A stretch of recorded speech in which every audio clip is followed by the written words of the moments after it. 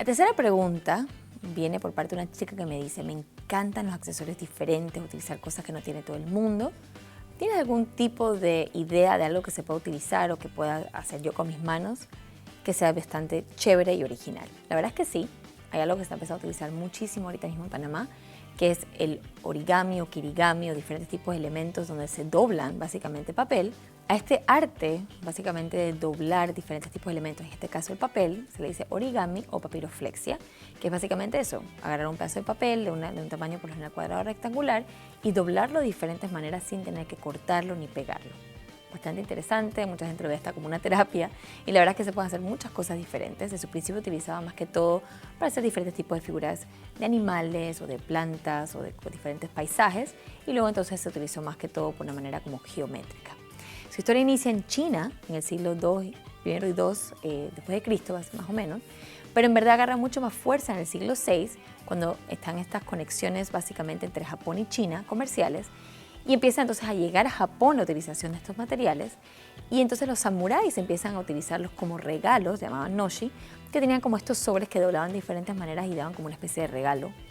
a las diferentes personas. Luego empezó a utilizarse en las diferentes bodas religiosas, donde en los vasos de sake ponían imágenes, o sea, doblaban o hacían diferentes origamis que eran de mariposas machos y hembras. Entonces ahí se empieza a ver la utilización del origami de una manera también inclusive religiosa.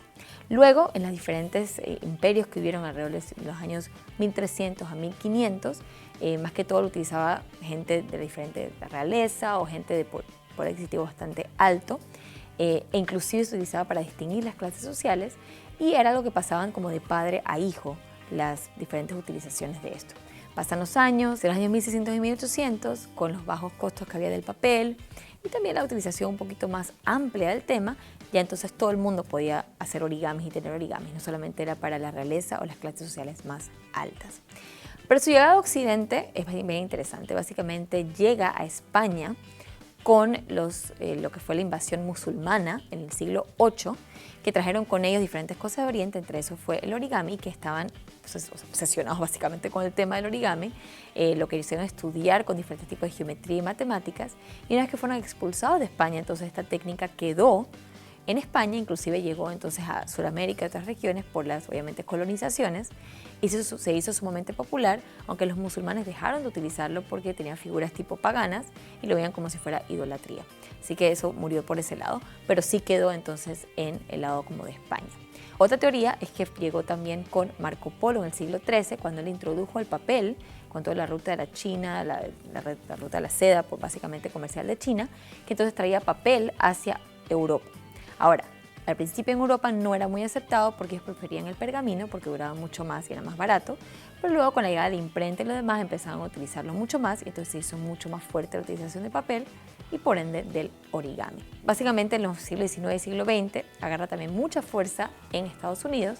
porque Estados Unidos quiere empezar a tener una comercialización más abierta con el Oriente y le pide a Japón que abra sus puertos básicamente para tener ese exchange comercial, y entonces ahí empezaron a conocer las técnicas también del origami y empieza a agarrar mucho más fuerza. Inclusive en el siglo XX, en las aulas de clases norteamericanas empezaron a introducir, a hacer diferentes tipos de origami en los salones de clases